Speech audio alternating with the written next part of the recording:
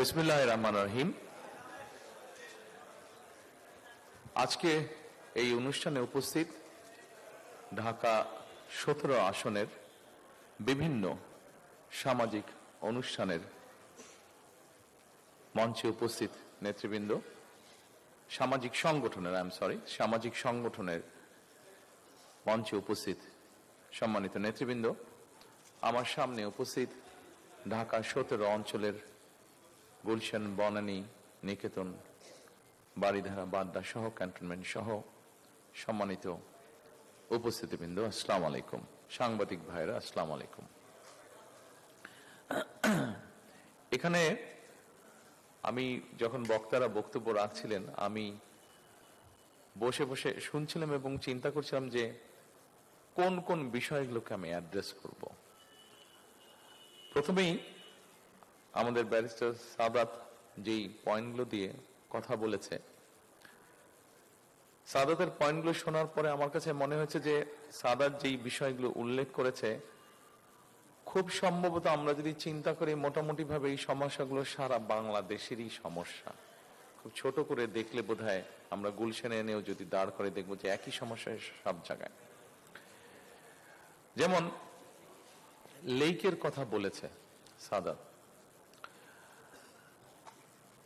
আমি শিওর আপনারা জানেন, আমরা আমাদের বাসায় এই মুহূর্তে ট্যাপ খুললে যেই পানিটা আসছে, এই পানিটার অধিকাংশটা আসছে মেঘনা নদী থেকে, কিছুটা আসছে শীতলক্ষ্যা নদী থেকে, বুড়িগঙ্গা থেকে বিন্দুমাত্র আসছে না। কেন আসছে না? বুড়িগঙ্গার পানিটা, বুড়িগঙ্গা কিন্তু সবচেয়ে কাছের নদী আমাদের ঢাকা শহরের, কিন্তু আসছে না বিভিন্ন ভাবে। যেই গুলশান লেক যেভাবে নষ্ট হচ্ছে বা নষ্ট হয়ে যাচ্ছে, যে কারণে এখানে আমরা যেটা শুনেছি সেই কারণ আছে। এছাড়াও বুড়িগঙ্গার আশেপাশে বিভিন্ন মিল, ফ্যাক্টরি, ইন্ডাস্ট্রির যে গার্বেজ গুলো আছে বা ডিব্রিজ গুলো আছে বা ময়লাগুলো আছে, এগুলো সব গিয়ে পড়ে পড়ে বুড়িগঙ্গা নদীর পানিটা একদম পয়জন হয়ে গিয়েছে। আপনারা নিশ্চয়ই প্রায় প্রত্যেকেই কম বেশি দেখেছেন বুড়িগঙ্গা নদী, পানিটা একদম কালো হয়ে গিয়েছে। এবং আমি একজন এই ব্যাপারে এক্সপার্টিস আছে, বেশ কিছুদিন আগে কথা বলছিলাম, তা আমি তখন ওনাকে বললাম, জিজ্ঞেস করলাম যে কিভাবে সমস্যাটা সমাধান করা যায়। পাশ দিয়ে গেলে খুব ভালো স্মেলও হয় না বুড়িগঙ্গা নদীর পানি থেকে। তো ভদ্রলোক তখন আমাকে বললেন যে অ্যাটলিস্ট টেকনোলজি আছে, কিন্তু অ্যাটলিস্ট 2 মিটার করে নদীর রিভার বেডের মাটি 2 মিটার করে সরিয়ে ফেলতে হবে। 2 মিটার মানে প্রায় 6 feet. It is possible, very costly, but it is possible. এটি করা সম্ভব। অর্থাৎ আমি এখানে মূল যেটা কথা বলতেছি যে পানিটা পলিউট হয়ে গেছে, এক নম্বর এটা। দ্বিতীয়ত, শীতলক্ষ্যা নদী থেকে মোটামুটি ভাবে ঢাকা শহরের অর্ধেকের মতন পানি আসছে। এই শীতলক্ষ্যা নদীর পানি অর্ধেকের মতন পানি নষ্ট, অর্ধেকের মতন আমরা ব্যবহার করতে পারছি। যেহেতু অর্ধেক ব্যবহার করতে পারছি, সেই জন্য এখন মেঘনা থেকে পানি টেনে নিয়ে আসা হচ্ছে। কিন্তু মেঘনার দুপাশে আপনারা যদি খেয়াল করে দেখেন, মেঘনা নদীর দুপাশেও বহুত মিল ইন্ডাস্ট্রি হচ্ছে এবং বাসা বাড়ির বিভিন্ন সুয়েজ লাইন, যারা ওখানে বসবাস করছে, গিয়ে নদীতে পড়ছে। অর্থাৎ আমরা ধরে নিতে পারি হয়তো বা 15 থেকে 20 বছর এর মধ্যে যদি আমরা এই প্রবলেমগুলোকে অ্যাড্রেস না করি, তাহলে 15 থেকে 20 বছর পরে ঢাকা শহরে মানুষ পানি খেতে বোধহয় পারবে না। ব্যবহার তো বাদই দিলাম, পানি খাওয়া মুশকিল হয়ে যাবে। ট্যাপের থেকে নিয়ে পানি খাওয়া, ফুটিয়ে বলেন যে পানি পাওয়া যাবে না হয়তো। ঢাকা শহরে প্রতিদিন অন এন এভারেজ প্রায় 3 কোটি লিটারের মতন পানির প্রয়োজন হয়। তাহলে চিন্তা করেন, পাশের নদীটা নষ্ট হয়ে গিয়েছে, পরের নদীটা মোটামুটি নষ্ট হচ্ছে, তারপরের নদীটা এখনো ঠিকঠাক আছে কিন্তু নষ্ট হওয়ার উপক্রম হয়েছে। ট্রাফিক জ্যামের কথা বলেছেন। স্বাভাবিকভাবেই অনেক দিন পর দেশে এসেছি, কিন্তু দূর থেকে শুনেছিলাম অনেক কিছু, কিন্তু আসার পরে দেখলাম যে ভিন্ন কিছু। আপনারা এই দেশে ছিলেন, কি হয়েছে না হয়েছে আমি সেই তর্ক বিতর্ক গল্প যেতে চাই না। নর্মালি আমাদের দেশের রাজনীতিতে সাধারণত রাজনীতিবিদ, আমরা যারা রাজনীতি করি, দাঁড়ালে আমাদের যে অপোনেন্ট, সাধারণত তাদের সম্পর্কেই কথা হয়। সম্পর্কে তো কথা হয় না, তাদের বিরুদ্ধেই কথা বলা হয় সাধারণত। This is the regular practice বা নর্মাল প্র্যাকটিস। আমার কাছে মনে হয়েছে যে বিষয়টা বোধহয় অনেক দিন হয়েছে, 50 বছরের উপরে বোধহয় এই প্র্যাকটিসটা হয়ে গেছে। এখন যদি একটু প্র্যাকটিসটা বদলাই, এই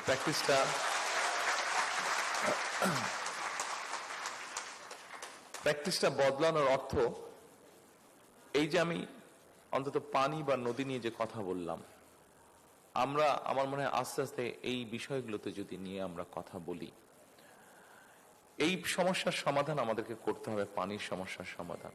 এই মুহূর্তে ঢাকা শহরে আমরা যদি এই জায়গায় গভীর একটা নলকূপ বসাই বা পানির জন্য আমরা ড্রিল করি এখানে, তাহলে দেখা যাবে আমার ধারণা এখানে অন্তত 600 ফিট, 500 থেকে 600 ফিট মিনিমাম আপনাকে ডেপথে যেতে হবে, না হলে পানি আপনি পাবেন না।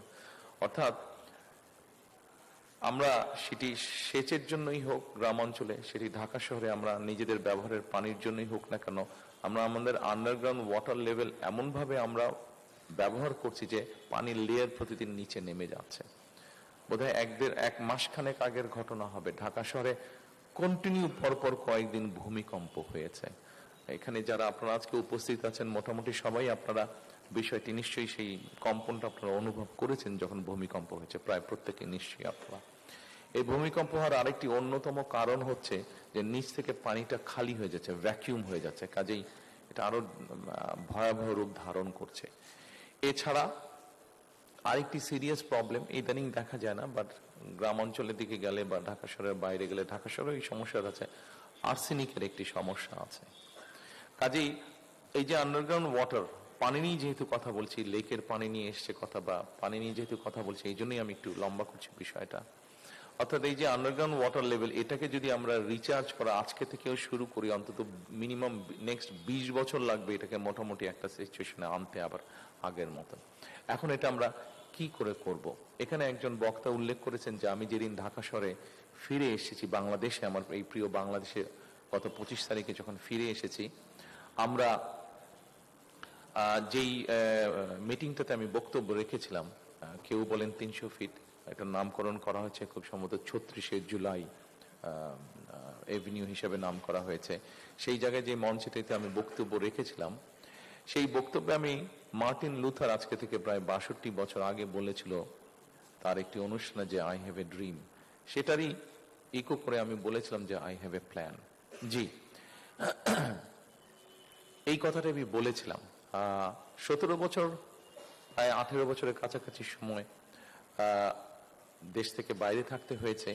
আমি যেই দেশে ছিলাম, ইউকেতে আমি ছিলাম, আপনারা এখানে যারা উপস্থিত আছেন কম বেশি অনেকেই আপনারা গিয়েছেন ইউকেতে, এবং নিশ্চয়ই যখন আপনারা ইউকেতে গিয়েছেন, দেখেছেন রাস্তা দিয়ে যখন হেঁটেছেন, গাড়ি দিয়ে যখন গিয়েছেন, ট্রেনে করে যখন গিয়েছেন, এয়ারপোর্টে যখন নেমেছেন, আপনার নিজের অজান্তেই আপনার কাছে মনে হয়েছে যে আমাদের দেশটা কেন আমরা এরকম করতে পারি না। এই কথাটা কিন্তু আপনাদের সবার মনে আছে, আপনি কথাটি আপনি মনে করেছেন, অথবা নিজের অজান্তেই আপনার কাছে মনে হয়েছে ইস, বাংলাদেশটা যদি এরকম হতো। আমার মনে হয় আমরা যদি সবাই মিলে চেষ্টা করি, তাহলে কিছুটা হলেও আমরা ডিফারেন্স তৈরি করতে পারবো। একটু আগে যেই কথাটা বলছিলাম, আমাদের নর্মাল রাজনীতির নর্মাল প্র্যাকটিস হচ্ছে একজন পলিটিশিয়ান দাঁড়ালেই অন্য দল কি করলো না করলো সেটা আপনার জনগণ দেখেইছে, সেটা আপনারা দেখেছেন, সারা দেশের জনগণ কম বেশি দেখেছে। সেজন্য আমি মনে করি একটু যদি চেঞ্জ হওয়া উচিত, একটু যদি চেঞ্জ করতে পারে। অর্থাৎ এই যে এতক্ষণ প্রায় কয়েক মিনিট আপনাদেরকে পানির বিষয় নিয়ে কথা বললাম, আমাদের পলিটিশিয়ানরা আমরা যদি পলিসিগুলো নিয়ে কথা বলি, ঠিক আছে, এই পানির যে সমস্যার কথা বললাম, নিশ্চয়ই আপনার এখন এই সমস্যাগুলো নিশ্চয়ই আপনাদের মনে হতে পারে যে আচ্ছা, তাহলে তারেক রহমান আপনার কাছে কি সমস্যার সমাধান আছে? পানি নিয়ে যখন আপনি এত বড় বড় কথা বলছেন, তো সমাধানটা কি আছে? জি, সম্মানিত উপস্থিতিবৃন্দ, সমাধান একটা আছে। এত বৃহৎ যখন এই সমস্যাটা, এটার সমাধানটাও কিন্তু স্লোলি হবে, হুট করে রাত পোহালেই যে সমাধানটা হয়ে যাবে, নট দ্যাট। আমরা যেটা করতে পারি, যেটা খুব সিম্পল জিনিস, এখানে অনেক মুরব্বী বসে আছেন, পেছনে অনেক মুরব্বী আছেন, আমার বয়সী মাঝ বয়সী যারা আছেন, আমরা জানি, আমাদের ইয়াং যারা আছেন তারা হয়তো ডকুমেন্টারিতে দেখেছেন। আমার বাবা যখন বেঁচে ছিলেন, শহীদ রাষ্ট্রপতি জিয়া রহমান, ওনার একটি প্রজেক্ট ছিল যেটার জন্য উনি খুব ফেমাস, সেটা হচ্ছে খাল খনন কর্মসূচি। এন্ড ঢাকা শহরে আমরা যারা বসবাস করি, ঢাকা শহরে যখন যারা আমরা বসবাস করি, তারা হয়তো ব্যাপারটার গুরুত্ব আমরা অতটা বুঝি না, কিন্তু যারা গ্রামে বসবাস করেন, জেলা উপজেলা শহরে বসবাস করেন, তাদের কাছে এই জিনিসটা অত্যন্ত গুরুত্বপূর্ণ। তবে আমার মনে হয় বিগত কয়েক বছরে 10-15 বছরে আমার ধারণা এখন ঢাকা শহরে আমরা যারা বসবাস করি, ঢাকা শহরের যারা অধিবাসী আমরা, তারাও বোধহয় খাল খননের প্রয়োজনীয়তাটা অনুভব করছি আমরা।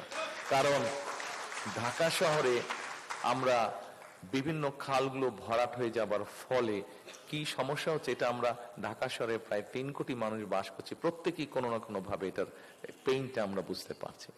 কাজেই সম্মানিত উপস্থিতিবৃন্দ, আই হ্যাভ এ প্ল্যানের একটি অংশ হচ্ছে যে আমরা আগামী 12 তারিখে যে নির্বাচন, এই নির্বাচনে ইনশাল্লাহ বাংলাদেশ জাতীয়তাবাদী দল সরকার গঠনে সক্ষম হলে জনগণের ম্যান্ডেট নিয়ে আমরা সমগ্র বাংলাদেশে 20,000-এর মতন কিলোমিটারের মতন খাল আমরা খনন করতে চাই।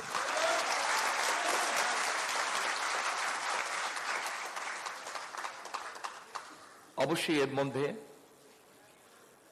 এখানে আপনারা যারা আজকে উপস্থিত আছেন, আপনারা এই 17 ভোটার, আপনাদের সামনে আমি দাঁড়িয়েছি, এখানে বক্তারা কম বেশি সবাই বলে গিয়েছেন আমি একটি দলের থেকে এই অঞ্চলের প্রার্থী হয়েছি। আমি আপনাদের ভোটে নির্বাচিত হলে ডেফিনেটলি এখানে যেই খালগুলো আছে সেগুলোর ব্যাপারে আমরা ব্যবস্থা নিব ইনশাআল্লাহ। আর খুব স্বাভাবিকভাবেই যেহেতু এই অঞ্চলে আছি, এই অঞ্চলে যদি মশা বেশি হয়, মশাটা একা আপনাকে কামড়াবে না, আমাকেও কামড়াবে। ডেঙ্গু হওয়ার পসিবিলিটি যদি আপনার থাকে, যেহেতু আমি আপনাদের সাথেই থাকবো, এই এলাকারই আমি অধিবাসী, এখন ডেঙ্গু আমার হওয়ারও পসিবিলিটি আছে। কাজে আমার যদি নিজেকেও রক্ষা করতে হয় তাহলে আপনাকেও আমার রক্ষা করতে হবে, আপনাকে রক্ষা করতে পারলেই আমি রক্ষা হব। সম্মানিত উপস্থিতিবৃন্দ, আমার মনে হয় আরেকটি সমস্যা বোধহয় আছে।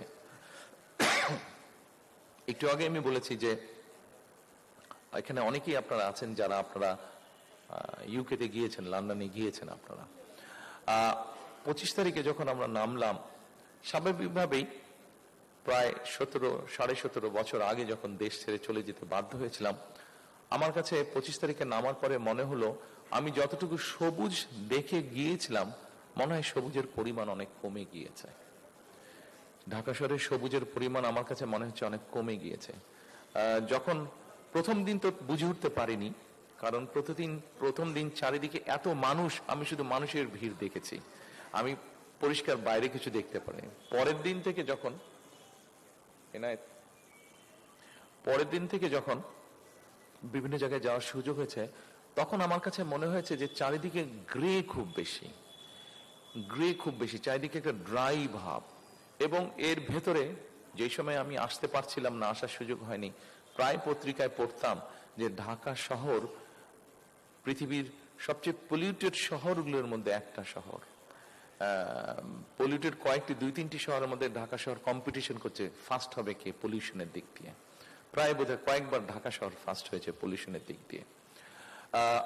সম্মানিত উপস্থিতিবৃন্দ, আমার আই হ্যাভ এ প্ল্যানের মধ্যে একটি প্ল্যান আছে, এটি ঢাকা শহর তো অবশ্যই আছে, শুধু ঢাকা শহর না, ঢাকা শহর নিয়ে সমগ্র বাংলাদেশের নিয়ে একটি প্ল্যান আছে আমাদের প্ল্যান হচ্ছে আমরা 5 বছরে আমরা 25 কোটি গাছ আমরা রোপণ করতে চাই, বছরে 4 থেকে 5 কোটি গাছ। আপনারা হয়তো বলতে পারেন তারেক রহমান আপনি বলে দিলেন, এতই সহজ নাকি 4 থেকে 5 কোটি গাছ রোপণ করা প্রতি বছর? এই প্রশ্নটা হওয়া স্বাভাবিক। আপনাদের কারো হয়তো জানা আছে, সবার জানা না থাকলেও আমাদের যে 465টির মতন উপজেলা আছে, 465টি উপজেলা, প্রত্যেকটি উপজেলায় এক একটি সরকারি নার্সারি আছে। এই সরকারি নার্সারিগুলোর বা গার্ডেন সেন্টার নার্সারি যেটাই আমরা বলি না কেন, এই নার্সারিগুলোর প্রোডাকশন ক্যাপাসিটি, অর্থাৎ চারা তৈরি করার capacity round about 25,000 on an average. আমরা যদি এটাকে প্ল্যান করে পুশ করি, এটা 40,000-এ নিয়ে যাওয়া যায়। আচ্ছা, এটা হলো 465টা।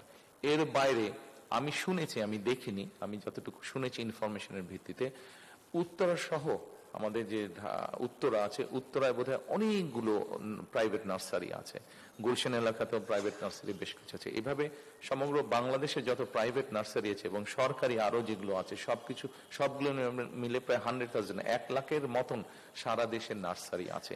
এবং এগুলাকে যদি আমরা পুশ করি, সবগুলাকে প্রায় 40 থেকে 50,000 বছরে চারা উৎপাদন করা সম্ভব। আমাদের একটি টিম, আমাদের দলের মধ্যে সবাই যে সেই টিমের সদস্য তা না, কেউ সেই সদস্য, বাট মোস্টলি সেই টিমের সদস্য এক্সপার্টসরা ছিলেন যারা এই বিষয়ে কাজ করেন। সেটি জাহাঙ্গীরনগর ইউনিভার্সিটির টিচাররা তার মধ্যে ছিলেন, সেটি দেশে বাংলাদেশি মানুষ, কিন্তু বাইরে এই বিষয়ে এনভায়রনমেন্টাল বিষয়ে এক্সপার্ট, এরকম মানুষ নিয়ে আমরা একটা টিম বানিয়েছিলাম প্রায় 2 বছর আগে, এবং সেই মানুষগুলো প্রায় 2 বছর ধরে কাজ করেছেন। টেকনাফে যেই গাছটি হবে সেই গাছটি তেঁতুলিয়াতেও হবে, কিন্তু অত ভালো হবে না, কারণ 500 মাইলের ডিস্টেন্সে ক্লাইমেট, সয়েল এর কিছু ডিফারেন্স আছে। হবে, কাঁঠাল গাছ তেঁতুলিয়াতে হবে, কাঁঠাল গাছ টেকনাফে হবে, কিন্তু কিছুটা এদিক ওদিক হবে। ওই টিমটি কাজ করেছে, তারা কাজ করে মোটামুটি ভাবে তৈরি করেছে যে আমাদের উত্তরে কত, দক্ষিণে কত, পূর্বে কেমন, পশ্চিমে কেমন, কি কি ধরনের গাছ হতে পারে যেগুলো আমাদের এনভায়রনমেন্টকে হেল্প করবে, যেগুলা এয়ারটাকে রিফ্রেশ করবে। এবং এখন নিশ্চয়ই আপনাদের এখানে অনেকেই আছেন, আপনারা যারা জানেন, যাদের একটা ধারণা আছে যে এখন হিট সেন্সিং দিয়ে কিন্তু আপনি মোটামুটি ভাবে জায়গা বের করে ফেলতে পারবেন যে একটা জায়গায় কি পরিমাণ গাছ আছে। হিট সেন্সিং দিয়ে বের করে ফেলা সম্ভব, সেটা স্যাটেলাইটে, থ্রু স্যাটেলাইট সেটা বের করে ফেলা সম্ভব। আমরা বাংলাদেশের বিভিন্ন জায়গাগুলো বের করেছি, যেই জায়গাগুলোতে আমরা ছোট ছোট ছোট করে ফরেস্ট গড়ে তুলবো। কাজে কাজটা এতটুকু পর্যন্ত আমরা এগিয়ে রেখেছি।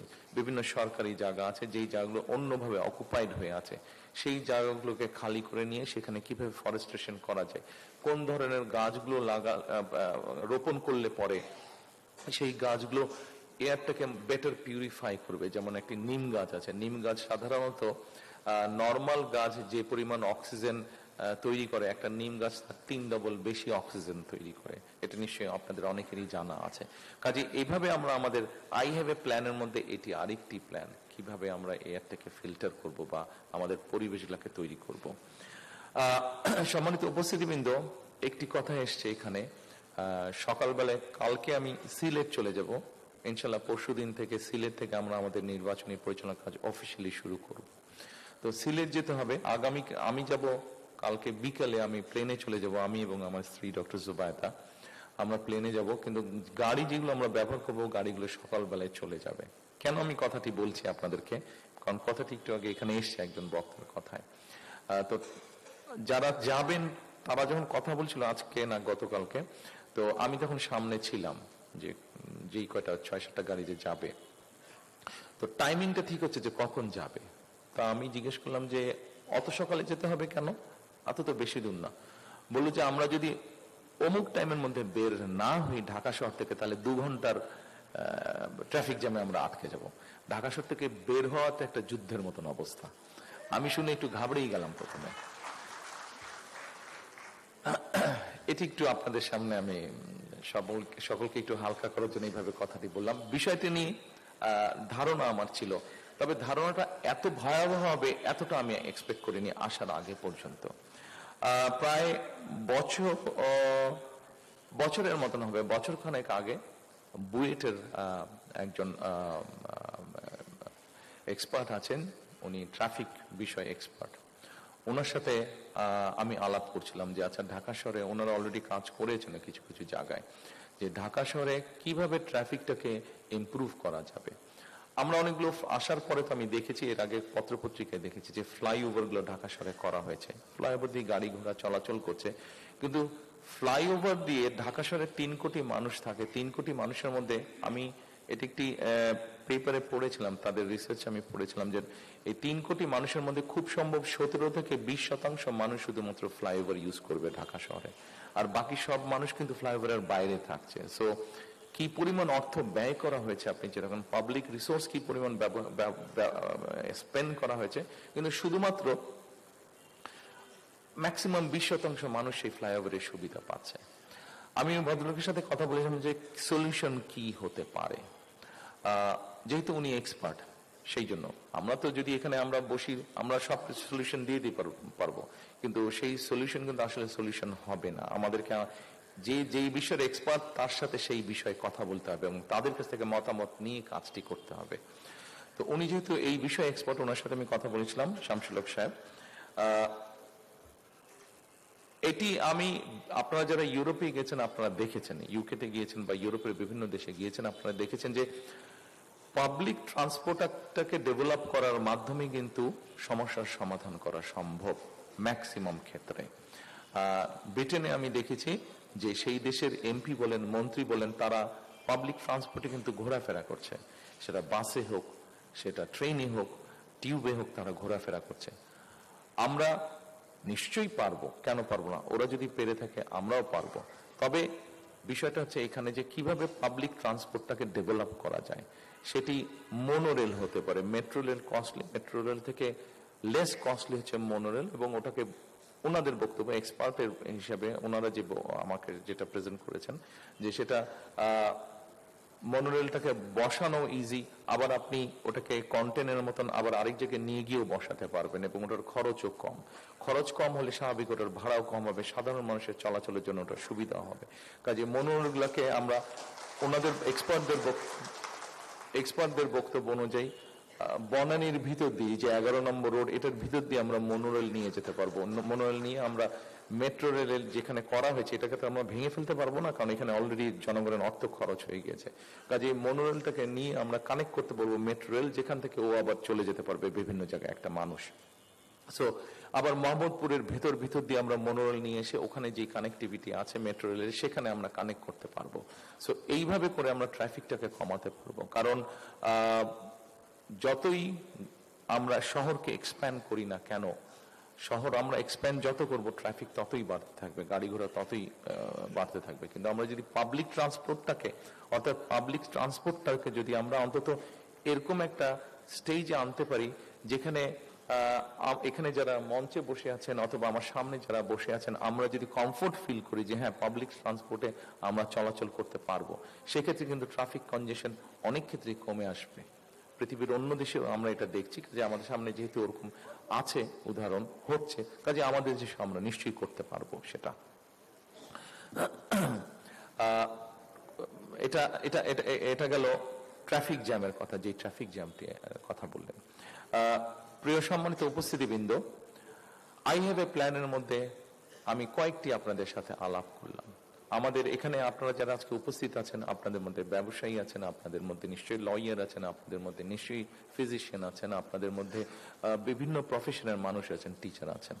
আমরা যদি একটা জিনিস খেয়াল করে দেখি, এবং এখানে এই মুহূর্তে যদি আমরা খেয়াল করে দেখি বাংলাদেশের পপুলেশনের ডায়নামিকটা যদি আমরা খেয়াল করে দেখি, তাহলে আমরা দেখব যে আমাদের প্রায় 40 মিলিয়ন, মানে 4-4.5 কোটির মতন হচ্ছে ইয়াং মানুষ।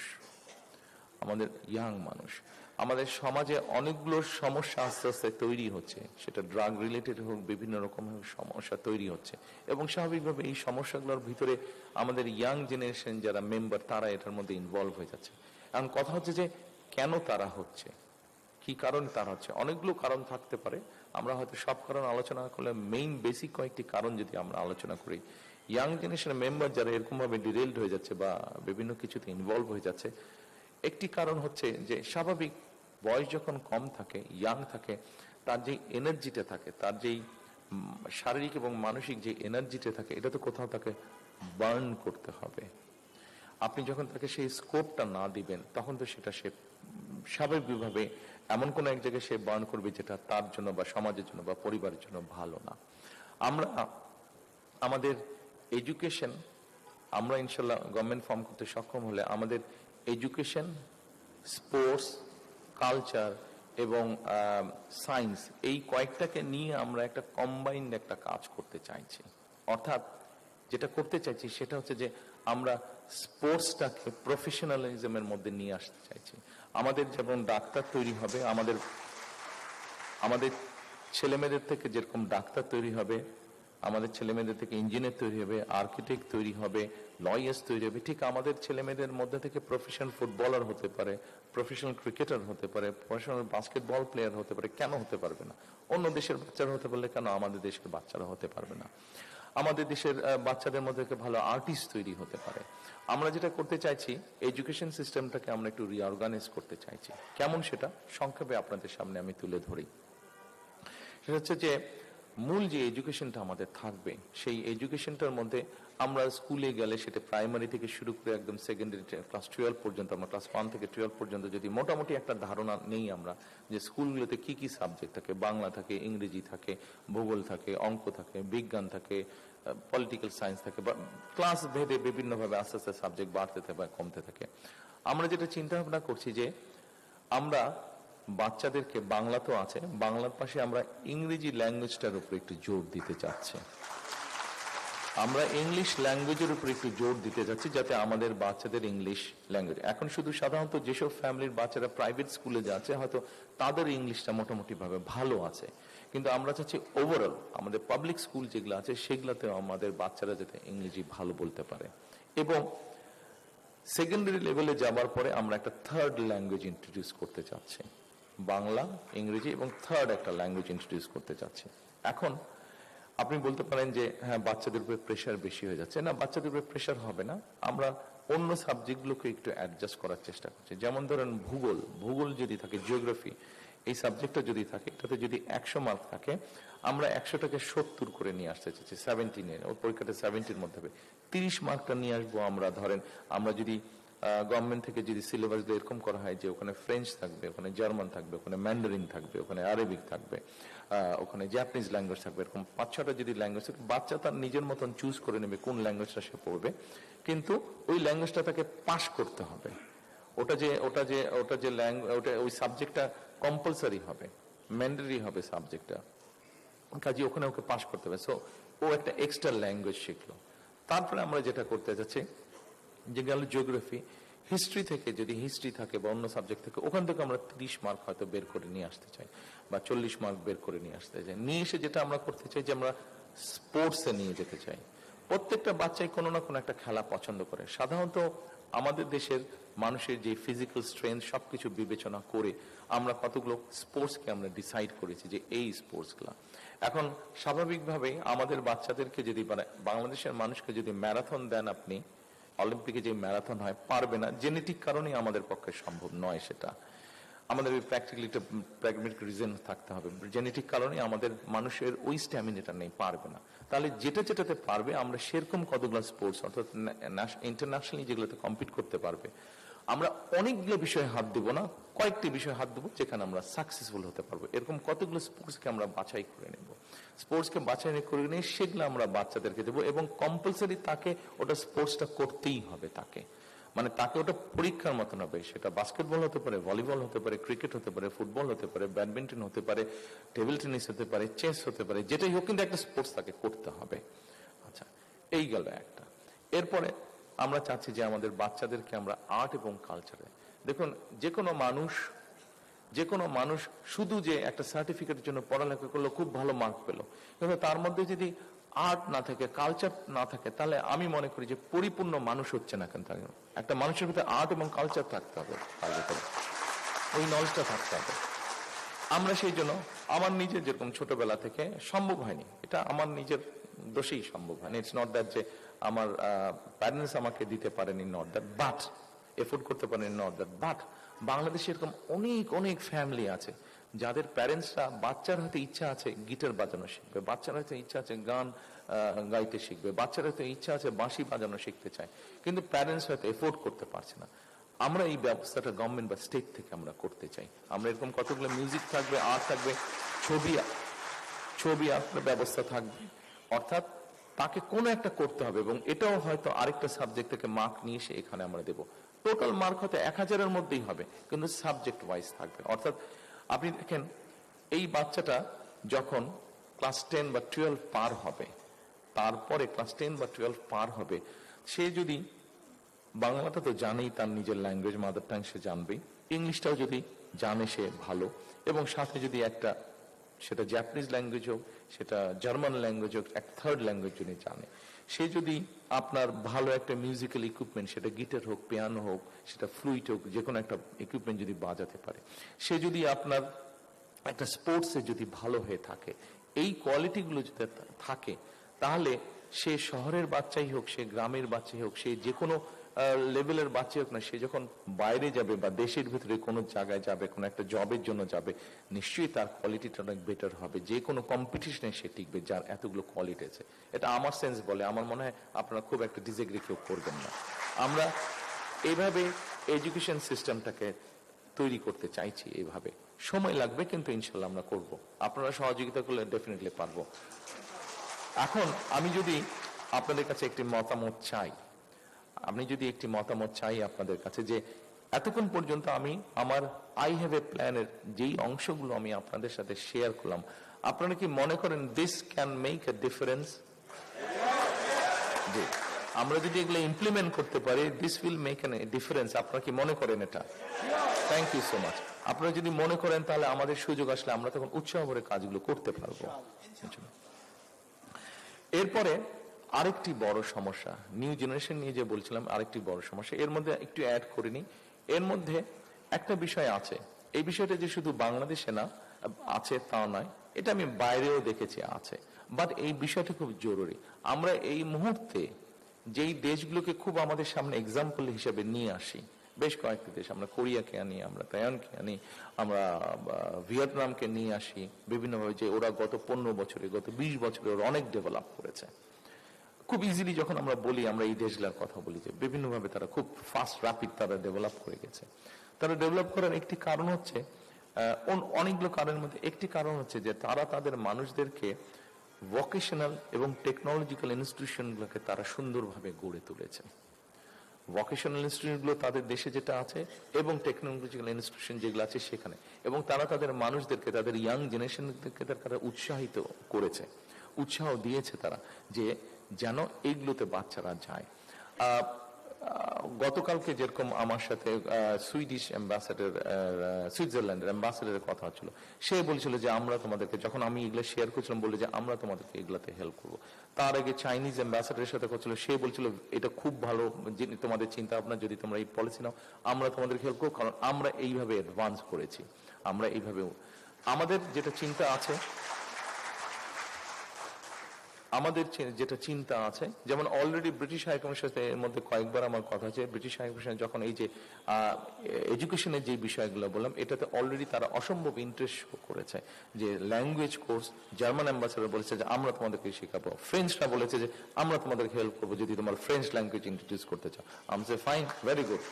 কাজে অলরেডি সহযোগিতার হাত আমরা পেয়েছি। আমরা যেটা মোটামুটি ভাবে চিন্তা ভাবনা করেছি যে আমরা সিলেবাসটাকে যখন রিঅর্গানাইজ করব, প্রাইমারি স্কুল থেকে একদম ক্লাস 12 পর্যন্ত, আমরা ক্লাস 8 পর্যন্ত, আমরা ক্লাস 5 থেকে শুরু করে ক্লাস 8 পর্যন্ত আমরা থিওরিটিক্যাল জিনিসগুলো শেখাবো বাচ্চাদেরকে, বিভিন্ন ভোকেশনাল, সেটা ইলেকট্রিক্যাল হতে পারে, সেটা মেকানিক্যাল হতে পারে, বিভিন্ন ভোকেশনাল, বিভিন্ন থিওরিটিক্যাল শেখাবো, এবং ক্লাস 9 থেকে ক্লাস 12 পর্যন্ত আমরা প্র্যাকটিক্যাল নলেজগুলো, তাদেরকে প্র্যাকটিক্যাল ক্লাসগুলো শুরু হবে ক্লাস 9 থেকে। এইভাবে জিনিসটা আমরা আস্তে আস্তে গড়ে তুলেছি। অর্থাৎ একটা বাচ্চা যখন 8 জন্মে মিউজিক পারবে, 3টা language, second and third language তার যখন থাকবে একটা, সাথে যদি তার ভোকেশনাল একটা ট্রেনিং থাকে, থিওরিটিক্যাল অ্যান্ড প্র্যাকটিক্যাল, আমার তো মনে হয় সেই বাচ্চাটাকে পৃথিবীর কোনো দেশে কেউ আটকে রাখতে পারবে।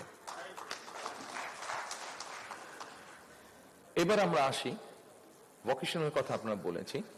ভোকেশনাল এটা তো স্কুলে হচ্ছে, এর বাইরে আমাদের হিউজ ইয়াং জেনারেশন আছে।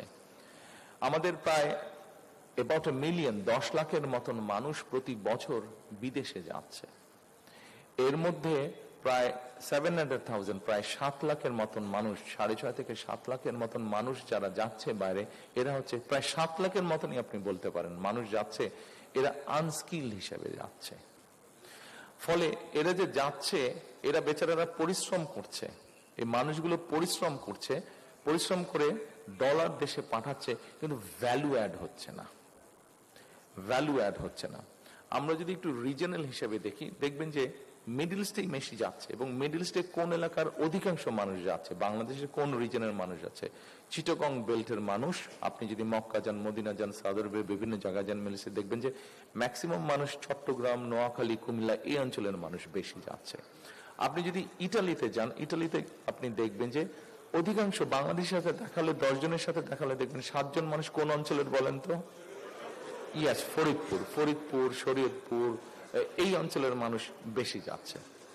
আমরা যেটা আমাদের প্রাইমারি চিন্তা ভাবনার মধ্যে আছে, আমরা অলরেডি গভর্নমেন্টের একটা ডিপার্টমেন্ট আছে, এই ডিপার্টমেন্টটা আপনার কাজ করে এই ধরনের কাজ করে, মানে বিদেশে পাঠানো। কিন্তু ওদের ওই ডিপার্টমেন্টের একজনের সাথে আমি প্রায় কয়েক মাস আগে আলাপ করেছিলাম, তাদেরকে সেভাবে গভর্নমেন্ট থেকে এনকারেজ করা হয়নি, তাদের বিভিন্ন জিনিস আটকে আছে। যেমন আমাকে উদাহরণস্বরূপ বলছিল যে বেশ কিছুদিন আগে সাউথ কোরিয়া থেকে একটা টিম এসেছিল, সেই টিমটা এসে তারা খোঁজ করছে, তারা ওয়েল্ডার চাচ্ছে, ওয়েল্ডার মানে ঝালাই করবে একটার সাথে একটা ঝালাই। আপনাদের মনে হতে পারে ব্যাপারটা তো খুব ইজি, কিন্তু তারা খুঁজে পায় নাই। এটা আপনার কাছে মনে হতে পারে যে তাহলে হয়তো সবারই মনে প্রশ্ন আসবে, এটা নিশ্চয়ই তারা ঠিকভাবে খোঁজে নেয়। নাহলে আমাদের রাস্তাঘাটে চলতেই দেখি কত ওয়েল্ডার, দোকানপাটে দেখছি যে এই যে ওয়েল্ডিং করছে, গাড়ির জিনিসপত্র ওয়েল্ডিং করছে। না, তারা খুঁজছিল আন্ডার ওয়াটার ওয়েল্ডার। পানির নিচে ওরা জাহাজ তৈরি করে, পানির নিচে ওয়েল্ডিং করবার কাজ, এবং একজনও খুঁজে পায় নাই। আপনাদের সকলকে আমি বলি তাদের স্যালারি কত ছিল জানেন? $3,000 US ডলার, 3,000 তারা যদি পেত। পরে তারা বলেছে যে ভাই আমরা নিজেরাই তৈরি করে নেব, তোমরা আমাদেরকে লোক দাও। তো এখন যেই ডিপার্টমেন্টেরটার কথা বলেছিলাম, আমি বললাম যে ভাই তোমরা কি আমাদেরকে একটা হেল্প করতে পারবা? বলে স্যার বলেন কি হেল্প। আমি বললাম যে আমাদের নর্মালি যে মানুষগুলো যে যাচ্ছে, এই মানুষগুলো যারা যেখানে যাচ্ছে আগামী 5 থেকে 10 বছর পৃথিবীর কোন কোন দেশে কি কি ধরনের চাকরি বাকরির চাহিদা আছে, আমাদেরকে কি এরকম কোন একটা স্ট্যাটিস্টিক্স তৈরি করা, রিসার্চ তৈরি করা সম্ভব? তারা আমাকে বললো যে ইয়েস স্যার, পসিবল, এটা পসিবল। আমরা ওই কাজটি মোটামুটি চেষ্টা করছি করার জন্য, এবং এক্ষেত্রে আমরা আমাদের এমবাসি লাগবো, তাদের ব্যবহার করবো, এবং তাদেরকে আমাদের যেটা পরিকল্পনা আছে তাদেরকে আমরা টার্গেট দিয়ে দিব যে তোমার এখানে আগামী সে ধরেন মিডল ইস্টে, সৌদি আরবে ওরা এক্সপ্যান্ড করছে, অনেক ইনফ্রাস্ট্রাকচার তৈরি করছে, তাদের বিভিন্ন রকম ইঞ্জিনিয়ার লাগবে, ওয়েল্ডার লাগবে, বিভিন্ন রকম প্লাম্বার লাগবে, কি ধরনের কেমন লাগবে সেটি তারা তৈরি করছে। যেমন ধরেন আমরা জাপানের কথা যদি তুলনা করি, এই মুহূর্তে আমরা যদি জাপানের পপুলেশন ডায়নামিক দেখি তাহলে তাদের কি ধরনের পপুলেশন। আমাদের এখানে যখন ইয়াং পপুলেশনের সংখ্যা বেশি, almost half of the population বলা যায়, অ্যাটলিস্ট হাফের কাছাকাছি মোটামুটি। জাপানে কিন্তু আপনারা নিশ্চয়ই অনেকেরই ধারণা আছে, জাপানে ঠিক অপোজিট, কিন্তু ওখানে এল্ডারলি মানুষের সংখ্যা বেশি, ইয়াং পপুলেশন সংখ্যা কম। এখন এই কারণে দুটো সমস্যার মধ্যে জাপান পড়ে গিয়েছে। কি সমস্যায় পড়ে গেছে? এক, তাদের ফার্মিং ল্যান্ডগুলোতে তারা প্রপার লোক পাচ্ছে না ফার্মিং ল্যান্ড ফার্মিং এর কাজ করার জন্য। দুই, যেহেতু এল্ডারলি মানুষের সংখ্যা ওখানে বেশি, সেই জন্য তাদের কেয়ারার প্রয়োজন। নেপাল থেকে চলে যাচ্ছে মানুষ জাপানে কেয়ারের কাজ নেই, ইন্দোনেশিয়া থেকে চলে যাচ্ছে, বাংলাদেশ থেকে যেতে পারছে না, কারণ প্রপার ট্রেনিং এর ব্যবস্থা নেই অ্যান্ড প্রপার ল্যাঙ্গুয়েজ। তাদের একটা গ্রেড 4 একটা এরকম কিছু আছে যে ল্যাঙ্গুয়েজে পার হতে হয়, জাপানিজ ল্যাঙ্গুয়েজে, সেইটা নেই বাংলাদেশে। আমরা প্রাইমারি ডিসকাশন তাদের সাথে করেছি, তারা বলেছে ভাই ওখানে একটা অর্গানাইজেশন, তারা নিজেরাই সবকিছু করবে, শুধু আমাদেরকে কিছু ইনফ্রাস্ট্রাকচার সাপোর্ট বা কিছু সাপোর্ট তাদেরকে দিতে হবে, তাহলেই আমরা এখান থেকে ট্রেনিং দিয়ে আমরা আমাদের দেশের মানুষগুলোকে, আমাদের দেশের ছেলে মেয়েদেরকে আমরা পাঠাতে পারবো। তার মানে চিন্তা করেন কি পরিমাণ জব ক্রিয়েশন হবে। একটু আগে আমি বলেছিলাম যে ভ্যালু অ্যাডের কথা, সেই ভ্যালু অ্যাড করতে পারবো আমরা। একটু আগে যে বলছিলাম যে কোন এলাকায় কোন দেশের, কোন বাংলাদেশের কোন জোনে, কোন এরিয়াতে কোন এলাকার মানুষ বেশি যায়, বা আপনারা বলেছেন যে ইটালিতে শরীয়তপুর বা ফরিদপুর এই অঞ্চলের মানুষ আছে। আমাদের চিন্তা ভাবনার মধ্যে যেটা আছে যে ফরিদপুর এরিয়াতে যেই ভোকেশনাল ইনস্টিটিউশনগুলো আমরা করব, ঠিক সিমিলার প্রবলেম কিন্তু আপনার একই প্রবলেম, পপুলেশনের একই প্রবলেম ইটালিতেও আছে। সেই জন্য ওইখানকার যে ভোকেশনাল ইনস্টিটিউট হবে এবং ল্যাঙ্গুয়েজ ইনস্টিটিউট হবে, সেখানে আমরা ইটালির ল্যাঙ্গুয়েজের উপরে জোর দেবো, এবং ওখানে যেই টাইপের কাজগুলো হয় সেখানে আমরা ভোকেশনগুলো ওইভাবে ডিজাইন করার চেষ্টা করব যে ওখানে যাতে ওই কাজের উপযুক্ত ট্রেনিংগুলো হয়। ঠিক একইভাবে সৌদি আরবে থেকে চিটাগং, নোয়াখালী এই দিকের মানুষ বেশি যাচ্ছে সৌদি আরবে। সৌদি আরবে যেই টাইপের কাজের মানুষ যাচ্ছে, কাজের জন্য মানুষ যাচ্ছে, আমরা ওখানকার ভোকেশনাল ইনস্টিটিউটগুলোকে ওইভাবে আমরা গড়ে তুলতে চাই, প্ল্যানিং করছি, এবং ওখানে আমরা অ্যারাবিক কোর্সটাকে উপরে এমফেসাইজ দিব, যে যেহেতু ওখানকার বেশিরভাগ মানুষ মিডল ইস্টে যাচ্ছে, এইভাবে করে আমরা পুরো জিনিসগুলোকে ডিজাইন করতে চাচ্ছি। এরপরে আসেন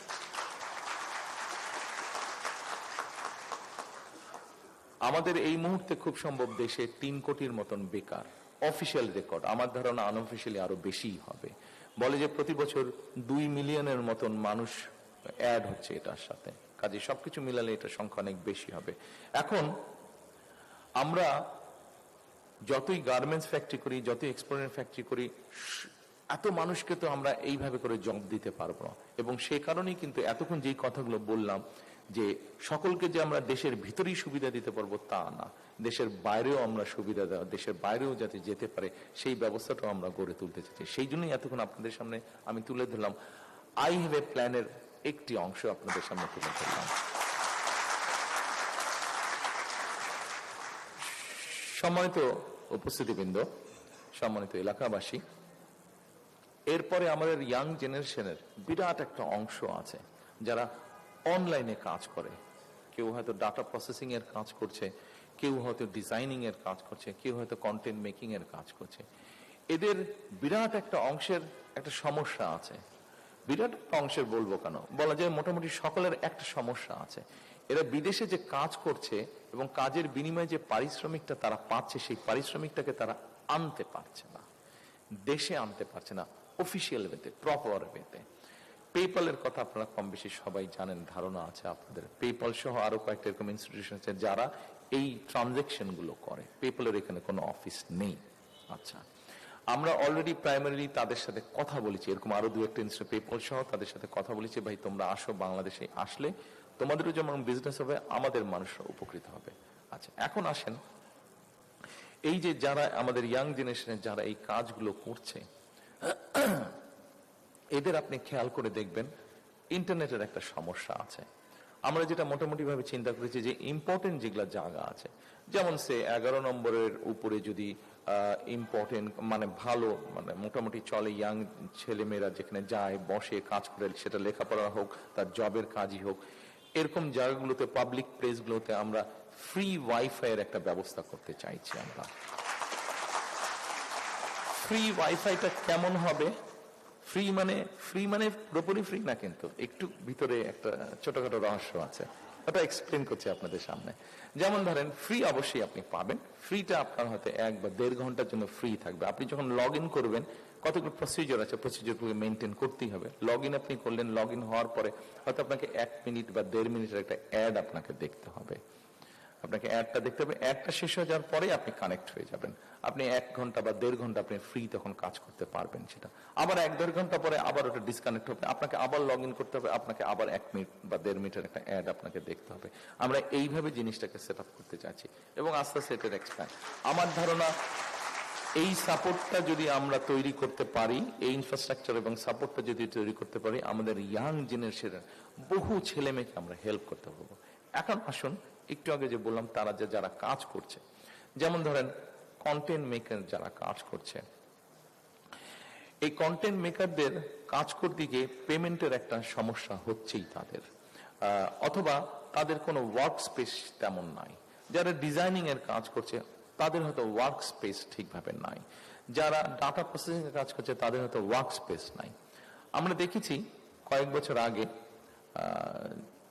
যারা এই দেশ থেকে পালিয়ে গিয়েছে, যারা এই দেশের মানুষের ভোটের অধিকার কেড়ে নিয়েছিল, তাদেরকে আমরা দেখেছি in the name of making IT park, অনেক বড় বড় বাংলাদেশের বিভিন্ন জায়গায়, খুব সম্ভবত এরকম 43টার মতন আছে, 43টার মতন IT park, in the name of IT park Virat building বানিয়েছিল তারা, কিন্তু ওই বিল্ডিংটাতে কোনো কাজ হয় না।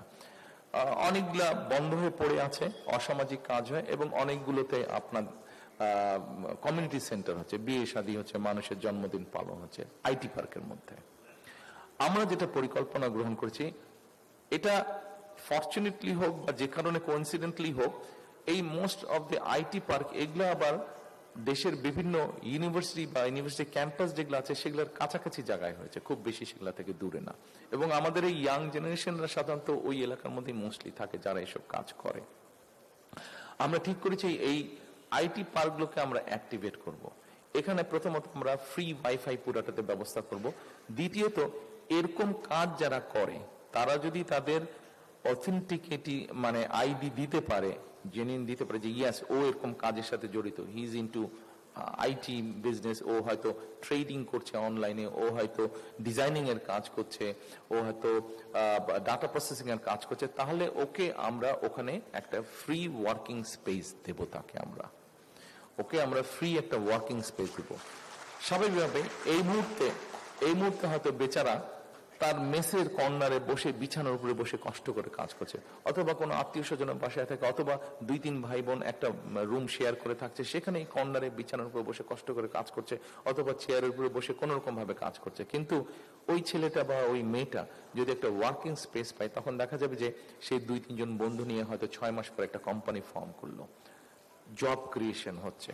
আমরা যদি পেপলের ব্যাপারটা সলভ করে ফেলতে পারি তাহলে দেখা যাবে যে তার ইনকামটা বেড়ে গেল, ফরেন কারেন্সিটা আমাদের বাড়ছে। এইভাবে আমরা পুরো জিনিসগুলোকে আমরা চিন্তা করছি। এখানে আপনারা নিশ্চয়ই অনেকেই আছেন যারা আপনারা ব্যবসা বাণিজ্যের সাথে জড়িত, বিভিন্ন ম্যানুফ্যাকচারিং এর সাথে আপনারা জড়িত। স্বাভাবিকভাবে এই অঞ্চলে আমাদের বক্তারা বলে গেছেন, এই অঞ্চলে একটা অন্য অঞ্চলের সাথে একটা বড় ডিফারেন্স হচ্ছে, এই অঞ্চলে দুই দিকেরই এক্সট্রিম মানুষ বাস করছেন, যারা মোটামুটি ভাবে সমাজের অনেক উপরে এবং যারা সমাজের নিচে। যাই হোক, সবাইকে দরকার একটা সমাজকে চালানোর জন্য। এখানে আমরা যদি একটা জিনিস দেখি, সেটা হচ্ছে যে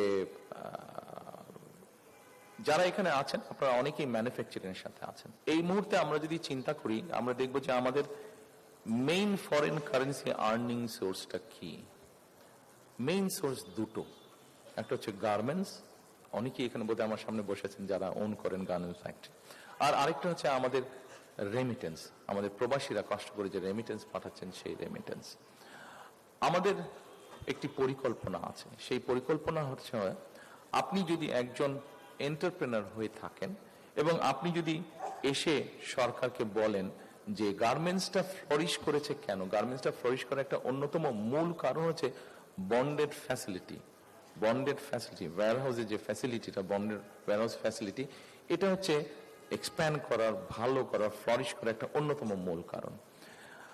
আমরা চাচ্ছি এই জিনিসটাকে একটু এক্সপ্যান্ড করতে, এই ফ্যাসিলিটিটা এক্সপ্যান্ড করতে। ধরুন আপনি এই কলমটা আপনি তৈরি করবেন, কিন্তু এই কলমটা তৈরি করবেন এবং এটা আপনি একটা কলম ফ্যাক্টরি তৈরি করলেন এবং এই ফ্যাক্টরিতে ধরেন মাসে 1000 পিস কলম তৈরি হয় এবং এই পুরো 1000 পিস কলম আপনি এক্সপোর্টের জন্যই তৈরি করবেন, নট ফর লোকাল কনজাম্পশন।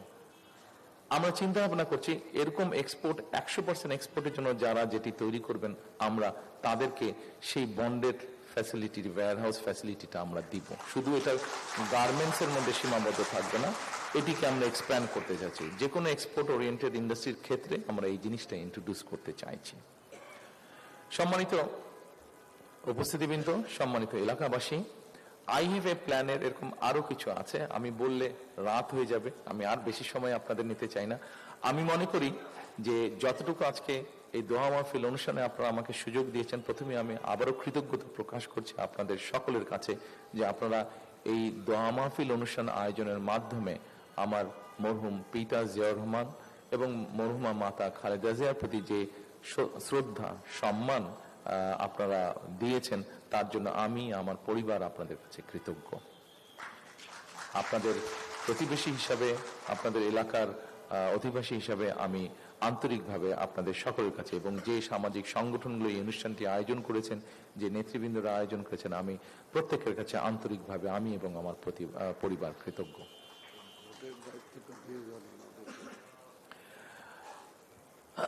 সম্মানিত উপস্থিতিবৃন্দ, আমি স্বাভাবিকভাবে আমি বাংলাদেশে একজন পলিটিক্যাল অ্যাক্টিভিস্ট হিসেবে পরিচিত। আমার একটাতে পড়ে যাচ্ছে যে কোন তারেক জিয়া খালেদা জিয়ার ছেলে বা জিয়া রহমানের ছেলে, বাট আমার মূল পরিচয় হচ্ছে আমি politician and there is election after few weeks.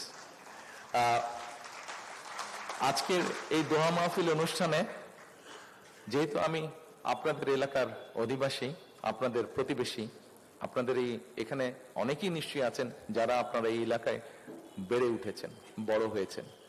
আমিও এই এলাকাতেই কিন্তু বড় হয়েছি, বেড়ে উঠেছি, কাজে আমি আপনাদেরই একজন। তো যেহেতু আমি একজন পলিটিক্যাল অ্যাক্টিভিস্ট, একজন পলিটিশিয়ান এবং কয়েকদিন পরে ইলেকশন, স্বাভাবিকভাবেই ইলেকশন রুলের বাধ্যবাধকতার কারণে আর 24 ঘন্টা পরে হয়তো বলতে পারবো, এখন বলতে পারছি না, কিন্তু কি বলতে চাইছি নিশ্চয়ই আপনারা বুঝতে পারছেন।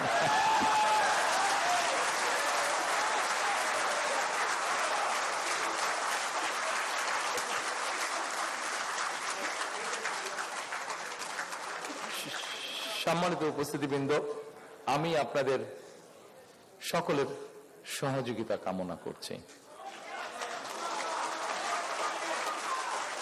আপনারা যদি আবারও যেই কথাটি কিছুক্ষণ আগে বলেছিলাম, আই হ্যাভ এ প্ল্যানের যে অংশগুলো আপনাদের সাথে আমি শেয়ার করেছি, আপনারা যদি মনে করেন যে এই কাজগুলো করলে আমরা কিছুটা হলেও ডিফারেন্স তৈরি করতে পারবো। আপনাদের কাছে মনে হয়েছে যে আই হ্যাভ এ প্ল্যানের যেই পরিকল্পনাগুলো আপনাদের সামনে তুলে ধরেছি সেগুলা আপনার আপনার সন্তান, আপনার পরিবার, আপনার প্রতিবেশী, আপনার দেশের মানুষ, সামগ্রিকভাবে আমাদের সকলের জন্য কিছুটা হলেও বেটার হবে। আপনি বুক ভরে শ্বাস নিতে পারবেন, আপনি নিশ্চিন্তে পানি পান করতে পারবেন, আপনি নিশ্চিন্তে রোডে হয়তো ট্রাফিক জ্যাম হবেই কিন্তু কম হবে, এরকম পরিস্থিতি তৈরি হবে। আপনি পত্রিকা খুললেই বেকার সমস্যার সমাধানের কমে আসছে এরকম কিছু নিউজ পড়তে পারবেন। আপনি হেলথের ব্যাপারে আপনি কিছুটা হলেও নিশ্চিত হতে পারবেন যে ঠিক আছে, there is a health facility. এই কাজগুলো যদি হেলথ ফ্যাসিলিটি যদিও আমি আলাপ করার সুযোগ পাইনি, কারণ টাইম অনেক গড়িয়ে যাচ্ছে, সবারই তো কাজ আছে, আপনাদেরকে এতক্ষণ আমি আটকে রাখতে চাচ্ছি না। তো এই কাজগুলো যদি মনে করেন যে করলে ভালো হবে, তাহলে আমি আপনাদের সহযোগিতা যাচ্ছি। এ কারণেই সহযোগিতা যাচ্ছি যে as because I have a plan, we have a plan, এবং যখন we have a plan, আমি কারো উদ্দেশ্যেই বলতে চাচ্ছি না, নর্মাল সাধারণত নির্বাচন আসলে স্বাভাবিক প্রত্যেক দলই তাদের ম্যানিফেস্টো দেয়। ম্যানিফেস্টো তো ম্যানিফেস্টোই, আমি কোনো রাজনৈতিক দলকে আঘাত করতে চাইছি না। ম্যানিফেস্টো তো ম্যানিফেস্টো, ম্যানিফেস্টো একটা দিতে হবে, একটা প্রসিডিউর বা একটা ট্রেডিশন বা একটা প্র্যাকটিস দিবেই। কিন্তু আমার ধারণা তথ্য প্রমাণ দিয়ে এখন পর্যন্ত কেউ হাজির করতে পারবে না যে আমার দল বিএনপি ছাড়া আর কোন রাজনৈতিক দল এই মুহূর্তে বাংলাদেশের মানুষের সামনে তাদের পানি সমস্যা, তাদের বেটার এনভায়রনমেন্ট সমস্যা, তাদের হেলথ সমস্যা, তাদের এডুকেশন সমস্যা, তাদের ইয়াং জেনারেশনের জব অপরচুনিটি, এগুলো নিয়ে স্পেসিফিক কোনো পরিকল্পনা দিতে পেরেছে বলে আমার জানা নেই। যেহেতু আমি প্রথমেই বলেছি যে বললে অপোনেন্ট সম্পর্কে অনেক কথা বলতে চাই, কিন্তু সেই কথা বলে কিন্তু আমাদের সমস্যার সমাধান হবে না। পলিটিশিয়ান হিসেবে আমি যদি বলতে চাই, আমি অনেক বলতে পারবো পলিটিক্যাল অপোনেন্ট সম্পর্কে, কিন্তু সেটাতে না আপনার কোনো ফায়দা হবে দিন শেষে, না আমার কোনো ফায়দা হবে দিন শেষে। আমি হয়তো কিছু হাততালি পাবো, তারপর আমি চলে যাবো, আপনারা যে যার ঘরে চলে যাবেন, কিন্তু সেটা একবার শূন্যতায় ভরা। কিন্তু আমার বিশ্বাস, আমি আপনাদের সামনে এতক্ষণ আমার যেই পরিকল্পনার কথাগুলো তুলে ধরেছি, নিশ্চয়ই আমি আপনাদের মধ্যে কিছু হলেও আশা জাগাতে পেরেছি। কারণ there is a plan, because there is a plan। আপনাদেরকে আমি জানি না এই কথাটি কতটুকু সঠিকভাবে বলা। হেলথ, যেমন হেলথের ব্যাপারে যদি বলি, আপনারা শুনলে ভয়ই পাবেন কেউ, কারণ আমি যখন শুনেছিলাম যখন বুঝলাম, ওনারা আমাকে যখন বললেন কথাটা, আমার কাছে রীতিমতন ব্যাপারটা ভয়ই লেগেছে। দুটো ছোট্ট পড়াবি, যেদিন আমি আমাদের হেলথ নিয়ে যারা কাজ করছেন তারা যে সবাই আমার দলের না, তার মধ্যে প্রায়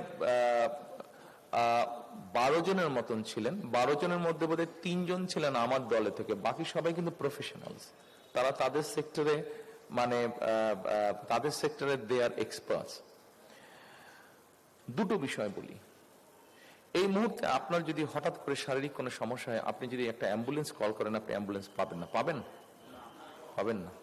ঢাকা সহ বাংলাদেশ বাদ দিলাম, খোদ ঢাকা শহরে there is no central ambulance system. চিন্তা করতে পারেন, আমি বলার আগ পর্যন্ত কেউ চিন্তা করেছিলেন ব্যাপারটা? বিএনপি কিন্তু ব্যাপারটা চিন্তা করেছে। আমি শিওর আপনারা এভাবে চিন্তা করেননি ব্যাপারটা, বিএনপি চিন্তা করেছে। এই মুহূর্তে বাংলাদেশ বাদ দেন, খোদ ঢাকা শহর রাজধানী, এখানে কোনো সেন্ট্রাল অ্যাম্বুলেন্স সিস্টেম নাই। জেলা উপজেলা সব জায়গায় বাদই দিলাম আমরা। আরেকটা ভয়াবহ কথা আপনাদের বলি, শুধু হেলথ ইস্যু নিয়ে। এখানে একজন বক্তা বলে গিয়েছেন, উনিও কার্ডিয়াক পেশেন্ট, আমার স্ত্রী একজন কার্ডিওলজিস্ট, উনি বলে গেছেন যে ওনার কিছু টিপস দরকার। অসুবিধা নাই, আপনার কম্পাউন্ডারও ভালো ডাক্তার হয়ে যেত, আমার স্ত্রী যেহেতু ডাক্তার, আমিও কিছু জিনিস শিখে ফেলেছি, আমি আপনাকে টিপস দিব। আরেকটি কথা বলি, এখানে নিশ্চয়ই ফিজিশিয়ানস আছেন, আমার ধারণা ডাক্তার নিশ্চয়ই কেউ না কেউ ডাক্তার উপস্থিত। জি, সামনে একজন বসে আছেন। ঢাকা শহরে, বাংলাদেশ বাদ দিলাম, ঢাকা শহরে যতগুলো হাসপাতাল আছে এই হাসপাতালের রোগীরা যারা যাচ্ছেন, ধরেন তাদের যেই ব্যান্ডেজ ব্যবহার করা হচ্ছে, যেই সিরিঞ্জ ব্যবহার করা হচ্ছে, অর্থাৎ মেডিকেল ওয়েস্ট যেটাকে বলে, এই ওয়েস্টটা ডিসপোজ করার মতন কোন প্রপার ব্যবস্থা আজ পর্যন্ত গড়ে ওঠেনি বাংলাদেশে। এবং এর ভয়াবহ কি বিষয়টি জানেন? ভয়াবহ রূপটি হচ্ছে এখান থেকে জীবাণু ছড়াচ্ছে এবং এই জীবাণুটা বাতাসে মিশছে। আমি এবং আপনি, আমরা সকলে সেই বাতাসটা শ্বাসের মাধ্যমে, শ্বাস প্রশ্বাসের মাধ্যমে গ্রহণ করছি এবং গ্রহণ করার ফলে ধীরে ধীরে যেটা হচ্ছে আমরা বুঝতে পারছি না, আমাদের ইমিউন ক্যাপাসিটি শরীরে যেটা আছে সেটা আস্তে আস্তে ধ্বংস হয়ে যাচ্ছে, সেটা সম্পূর্ণরূপে ধ্বংস হয়ে যাচ্ছে। অর্থাৎ একটা সময় যদি এটা চলতে থাকে, একটা সময় বাংলাদেশের কোনো মানুষের শরীরে কোনো অ্যান্টিবায়োটিক কাজ করবে না। আমার ডাক্তার, আমি ঠিকই বলেছি বোধহয়, না খুব বেশি ভুল বলিনি বোধহয়, আমার ওয়াইফের কাছে একটু সার্টিফিকেট নিয়ে নিলাম, কাজ করবে না। ব্যাপারটা আপনি চিন্তা করে দেখুন, ব্যাপারটা কত ভয়াবহ পরিস্থিতির দিকে আমরা আস্তে আস্তে এগোচ্ছি। আমরা আরেকটি কথা বলে আমি শেষ করব। আমরা এই সমস্যার মধ্যে পত্রিকায় নিউজ পড়েছি এবং আপনারা তো ভুক্তভোগী ছিলেন। 17 বছর আমাকে ভুগতে হয়নি, বাট আপনারা ভুক্তভোগী ছিলেন এই 17 বছর। সেটা বিদ্যুৎ সমস্যা। আমি মেডিকেল ওয়েস্টের কথা আপনাদেরকে বলেছি একটু আগে, মেডিকেল গার্বেজ বা ওয়েস্টের কথা বলেছি, কি ডেঞ্জারাস অবস্থার মধ্যে আছে। আমরা ঢাকা শহরে যদি বের হই, বাংলাদেশ বাদ দিলাম, ঢাকা শহরে যদি বের হই, আপনি চারিদিকে যদি তাকান, প্রতিদিন ঢাকা শহরে 7,000 টন ময়লা আবর্জনা তৈরি হচ্ছে। 7,000 টন। আমি জানি না আপনাদের কাছে সংখ্যাটা আগে জানা ছিল কিনা। 7,000 টন প্রতিদিন ময়লা তৈরি হচ্ছে। 7,000 টন। এই ময়লাটাকে তো সরাতে হবে, পরিষ্কার করতে হবে, কারণ এই ময়লা থেকে যা স্প্রেড হচ্ছে, মেডিকেল ওয়েস্ট থেকে যেরকম জীবাণু ছড়াচ্ছে, এই ময়লা থেকে, এই 7,000 টন ময়লা থেকেও ছড়াচ্ছে। এবং এই 7,000 টনের কোথায় পড়ে আছে, কিভাবে পড়েছে, আমরা কিন্তু এখান থেকে বের হলেই দেখতে পাচ্ছি সবাই। 7,000 টন ময়লা। আমরা যেটা চিন্তা করেছি, এই 7,000 টন ময়লাটাকে আমরা এনার্জিতে রূপান্তর করব এবং রিসাইকেলে নিয়ে যাব। আমরা দেখেছি কিভাবে বিদ্যুৎ দেওয়ার নাম করে কিভাবে কুইক রেন্টাল হয়েছে এবং কুইক রেন্টালের ইতিহাস কি, কে কিভাবে এখান থেকে কি করেছে, পাবলিক মানি কিভাবে স্পেন্ড হয়েছে, আমরা সেই বিতর্কে গেলাম না।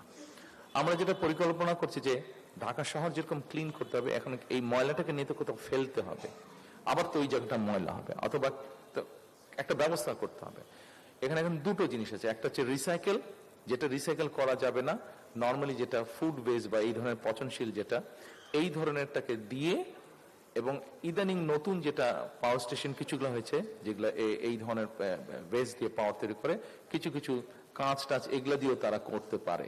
অর্থাৎ যেগুলো রিসাইকেলে যাবে এবং যেগুলো রিসাইকেলে যাবে না, যেগুলো দিয়ে পাওয়ার তৈরি করা সম্ভব, আমরা এই রিসাইকেল পাওয়ার বা এই ওয়েস্ট দিয়ে আমরা পাওয়ার তৈরি করতে চাচ্ছি। সো দ্যাট শহরটাকে যেরকম পরিষ্কার করা যাবে একদিক দিয়ে, আর এই দিক দিয়ে পাওয়ার তৈরি করার জন্য এই মুহূর্তে ফার্নেস অয়েল বা গ্যাস যেটা ব্যবহার করছি, ফার্নেস অয়েলটা আমাদেরকে ইম্পোর্ট করে নিয়ে আসতে হচ্ছে, ফলে আমাদের ডলার খরচ হচ্ছে। কিন্তু এই ময়লাটা যারা কিনে নিয়ে পাওয়ার তৈরি করবে, তারা তো টাকা দিয়ে কিনবে, অন্তত ডলারটাকে আমরা সেভ করতে পারবো। এভাবে করে আমরা পাওয়ার জেনারেট করার চিন্তা ভাবনা করছি। সময় তো উপস্থিত, আমি বক্তব্য শেষ করে দেব। আপনাদের সকলকে, বিশেষ করে আয়োজক বৃন্দ যারা আছেন, বিভিন্ন সামাজিক সংগঠন যারা আজকের এই দোয়া মাহফিল অনুষ্ঠান করেছেন, আবারও আপনাদেরকে আন্তরিক ধন্যবাদ জানাচ্ছি। এই দোয়া মাহফিল অনুষ্ঠানের জন্য, দোয়া করার জন্য আমি মুফতি সাহেবকে আন্তরিক ধন্যবাদ জানাবো। উনি খুব সুন্দরভাবে, খুব মন দিয়ে, মর্মস্পর্শীভাবে উনি দোয়া করেছেন, তার জন্য ওনাকে আন্তরিকভাবে ধন্যবাদ জানাবো। এবং আপনাদের কাছে আমি ধন্যবাদ জানাবো যে আমাকে এত সময় দিয়েছেন আইওয়ে প্ল্যানের কিছু বিষয় আপনাদের সাথে শেয়ার করার জন্য। শেষে আবারও এক কথা, ওই ঢেকি স্বর্গে গেলেও ধান ভাঙে। আমি একজন প্রার্থী হিসেবে আপনাদের কাছে কি চাই সেটা আর বললাম না, সেটা আপনার সবাই সকলকে ধন্যবাদ জানিয়ে আমার বক্তব্য শেষ করছি। আল্লাহ হাফেজ।